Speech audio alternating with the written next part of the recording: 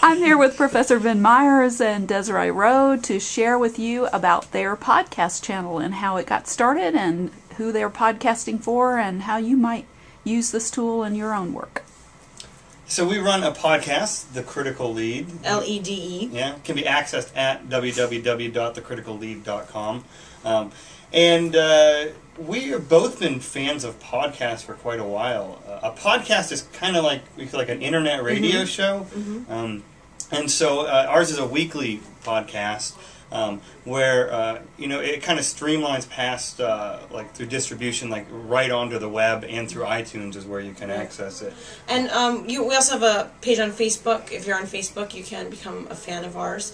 And on Facebook, you'll be able to see when we update and upload new podcasts. We started this podcast April of last year. Yeah, that's right. And it's almost its birthday is coming up. It is coming up. And we started it to sort of bridge the gap between traditional journal scholarship and the reading of that scholarship, because we noticed that academics who get busy teaching and all of that miss out on some really important stuff. Yeah, and so, we both came from pretty large graduate programs, and I'm in my fourth year now, and you're in your second year. And we found ourselves, having discussions about recent scholarship, recent articles, etc.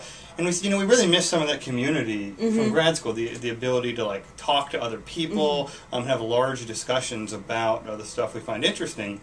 And we both listened to podcasts, and then one day it just kind of hit. We were both like, hey, we should do one of these things. And at that point, we had no idea, the technological side of things or what.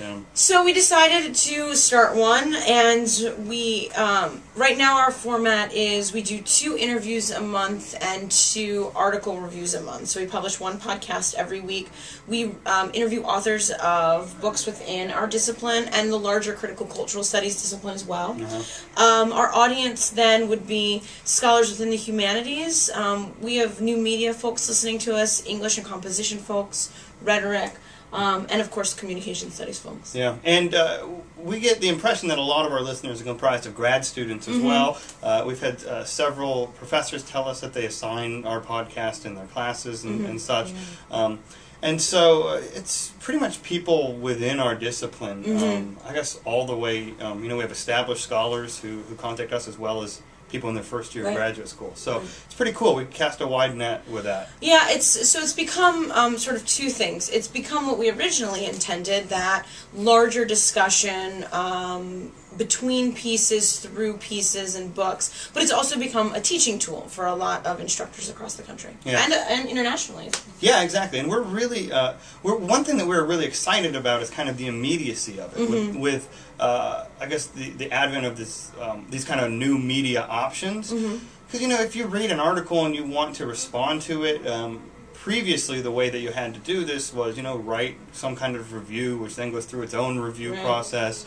It could be years. It can be years before that stuff comes out. And now we can just have that dialogue. And we were kind of surprised that this idea hadn't popped up before. I know. Because the immediacy is so great. These articles come out and we're talking about them a week or so later.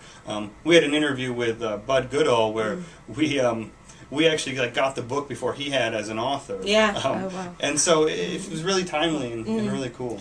And we really enjoy the feedback, and that's one of the reasons that we keep doing the podcast. Again, like I mentioned, we upload a new podcast every week unless it's Christmas or our disciplinary conference. Those are the times we take off. And you can visit our podcast on thecriticallead.com. In terms of technology that we use, it's easier than you would think. Yeah, it's really easy. We went into it thinking, oh my gosh, we have to get so many new things, but we record on a Macintosh computer. Yeah, we use GarageBand, and it took a little while, but once you understand how to do the sound editing, etc., it's all really intuitive. And then we use iWeb. We use iWeb to just upload it to a website that we purchased through a website hosting. So then it's easy as submitting a request to iTunes, and then they go ahead and pick it up every week as well. So subscribers either download our podcast from our website directly, if they're not fans of iTunes, or you can visit our podcast on iTunes, The Critical Lead LED, and you can subscribe to our RSS feed, and it'll automatically be updated every week on iTunes. Very cool. Can you tell us about the name, The Critical Lead?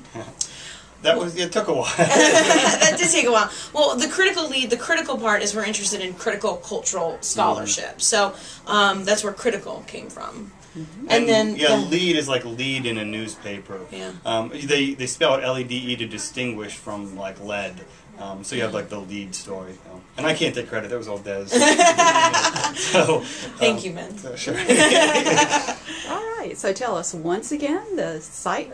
www.thecriticallead.com, and Cindy promised us she'd put a link with this video. Yes. So just click on that link. Click on the link like down below us.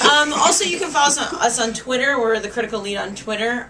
Become a fan of us. We say wonderful, witty, insightful things. You won't be disappointed. Just like this video. Very good. So thank you for your time. Thank you.